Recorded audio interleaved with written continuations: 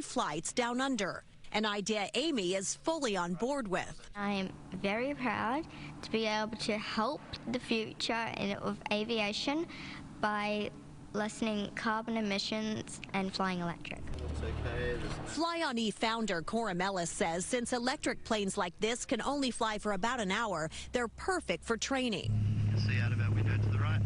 And he says maneuvering an electric plane is typically a bit easier. The way the information's displayed is a little bit better and easier to consume as a pilot. It's also a lot safer, and there's more information that the aircraft will give you about things that might be going wrong.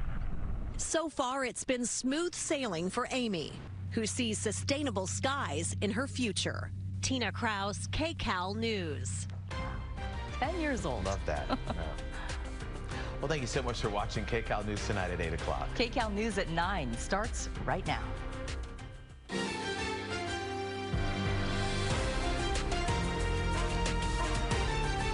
This is Kcal News, Los Angeles.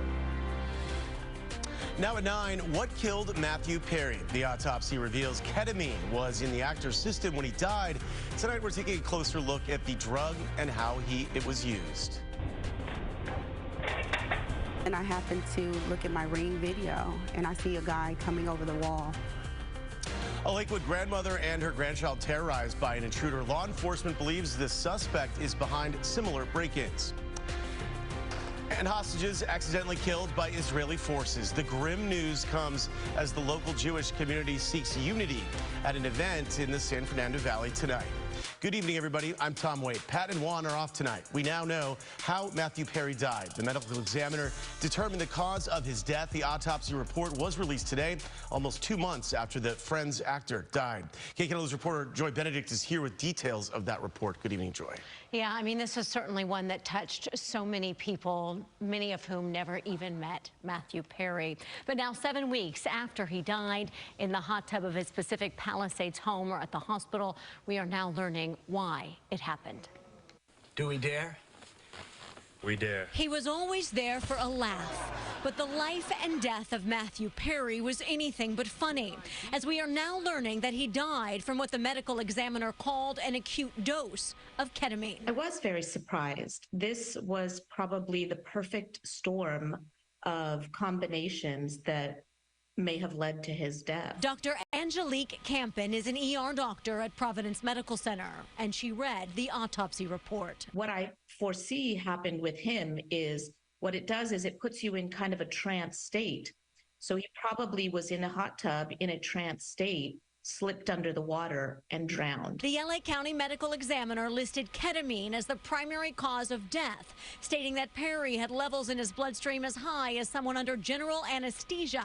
And although he admitted to taking ketamine treatments for depression, he hadn't had one in more than a week. So it's unclear where he got this high of a dose. Using it recreationally, which ketamine, known on the street as vitamin K, is used recreationally, it can be very dangerous. But doctors are clear the drug, when used properly, is life-saving. And now in the mental health world, it's been life-saving for some people that have really intractable depression or like severe depression and anxiety. Dr. Reef Kareem is a psychiatrist and addiction expert. He never treated Perry, but the actor's fight with addiction was well documented in his book, Friends, Lovers, and the Big Terrible Thing. Every one of us has weak moments in our life. If you have an addiction, your weak moment is not just you kind of, crying to yourself or your best friend. You could die in your weak moment. The autopsy showed Perry also had traces of buprenorphine, which is used to treat opioid addiction.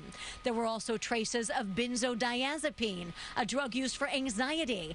Both were low doses, but doctors say the combination and the water caused us all to lose a friend. Unfortunately, this lesson is a lesson that keeps repeating, and we keep seeing tragedies.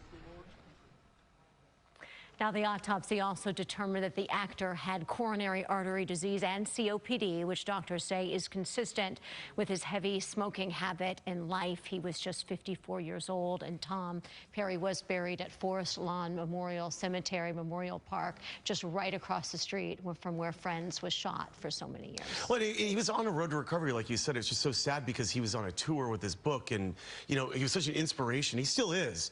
But just to see him to leave us so soon. Well, and that's the thing, that all these drugs were in his system. They were prescribed at some point, right? And so you're not dealing with, you know, the illegal drug use that maybe he had in the past. It could have been a misuse of drugs that he had been administered, or why he had so much ketamine. We don't know.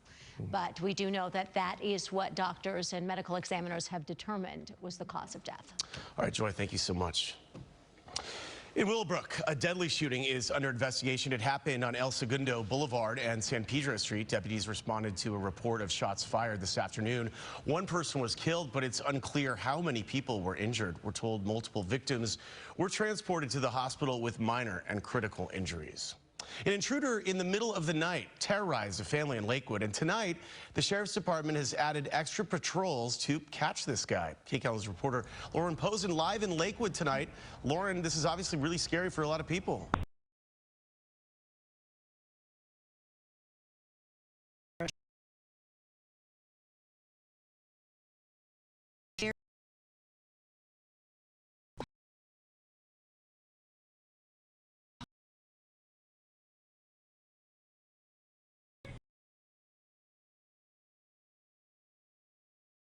Hold on.